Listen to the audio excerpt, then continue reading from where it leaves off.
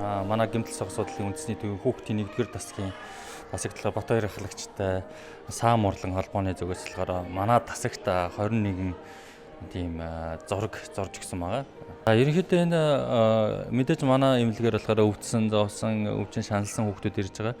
Тэр өвчин зовлонгоо мартах, стрессээ тайлах энэ зургнуудыг хараад бол маш ач холбогдолтой.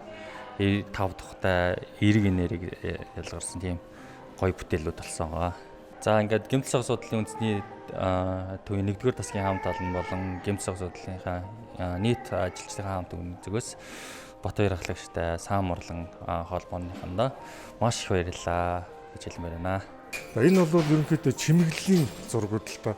Тэгээ энэ одоо сүүлийн үед бас энэ интерьер чимэглэлийн хүүхдийн энэ имлэг, цэцэрлэг тэ сургуулиудад ийм одоо бүр урлаг болтлоо өндөр хөгжиж байгаа. Тэгээд бид нар бол яагаад энийг хийсэн бэ гэхээр Библийн үйлс номон дээр байдаг. Бид нар итгэл үнэмшлэрээ нэгдсэн зураач хүмүүс л дээ. Тэгээд Библийн үйлс номон дээр хоёр илч нэг хазгар хүнд бидэнд одоо өөрт чинь өгөх юм алт мөнгө юм байхгүй ч гэсэн те байгаа зүйлээ өгөө гэд Бурхны хайрыг өгөөд нэг тэр хүнийг эдгэж исэн.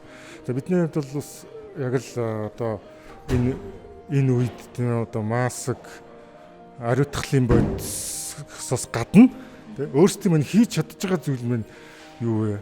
Хүнд бид нар юу хийж чадах юм бэ гэдэг тэр үндсэн дээрээс бидний хийж чадах зүйл маань энэ байна гэдгийг энэ ойлголтоор нэгдээд энэ зүйл өгсөн байна. Энэ бол одоо бас анхных нэвшилтэд урд нь хэсэгчлсэн маягаар хөдөө хотод бас 1-2 удаа хийж исэн. Энэ бол одоо бол бүрэн хэмжээний юм байна.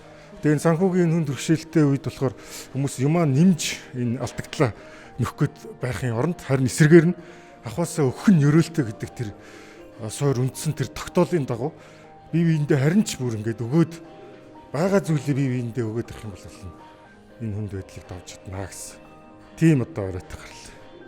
Энэ зүйлийг хийж гүйцэтгэх гэсэн. Ажлынхаа зав заагаар бас ирээд өөрсдийнхөө цэвэр яг өөрсдийнхөө хөрөнгөөр 100% бэлэг болгож энэ тасагт бэлгэлж байгаа юм аа.